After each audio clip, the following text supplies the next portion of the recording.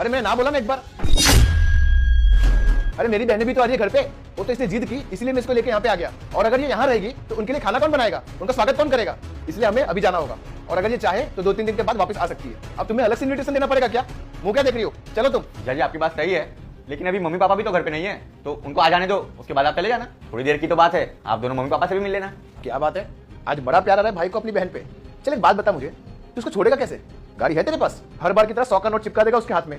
Rickshaw का किराया तो अफोर्ड कर नहीं सकता, टैक्सी में क्या भेजेगा? देखो अगर इसके साथ आना है ना, इसके खटारा बाइक में तुम्हें धूप में आना पड़ेगा। इससे अच्छा है मेरे साथ कार में चलो। बस क्या जीजा जी, कितना मजाक करते हो आप। मैं क्या अपनी बहन के लिए इतना भी नहीं कर सकता? मैं उनको रात को कैब में छुड़वा दूंगा। अच्छा ठीक है, लेकिन हाँ 1 घंटे के अंदर ही घर पे पहुंच जानी चाहिए, क्योंकि घर की सारी तैयारी तुम्हें करनी है, समझी तुम? हाँ हाँ ठीक है, मैं आ जाऊंगी। एक बार मम्मी पापा से तो मिल लूं।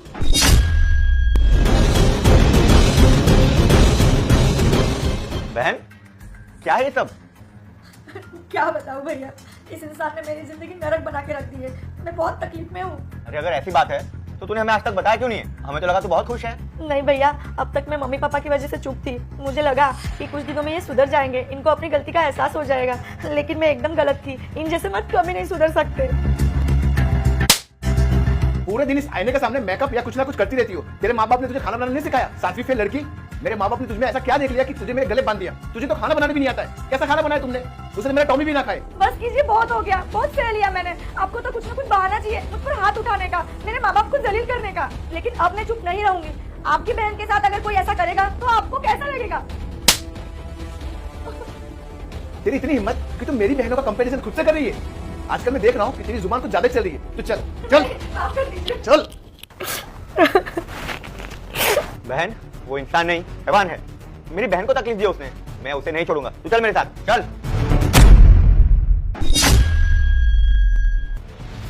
मुझे अच्छे से पता था कि मेरे यहाँ से जाने के बाद में बीरबल की खिचड़ी पकेगी, इसलिए तुझे जरूर अपनी दुख भरी दास्तान सुनाई होगी। इसीलिए मैं यहाँ बाहर खड़े होकर सब कुछ सुन रहा था। कहानी सुनाने का तुझे बहुत शौक है ना, तो बस एक बार घर चल, वहां पे जाके तेरी अक्ल ठिकाने लगाता हूँ मैं। वहीं खड़े रहो तुम।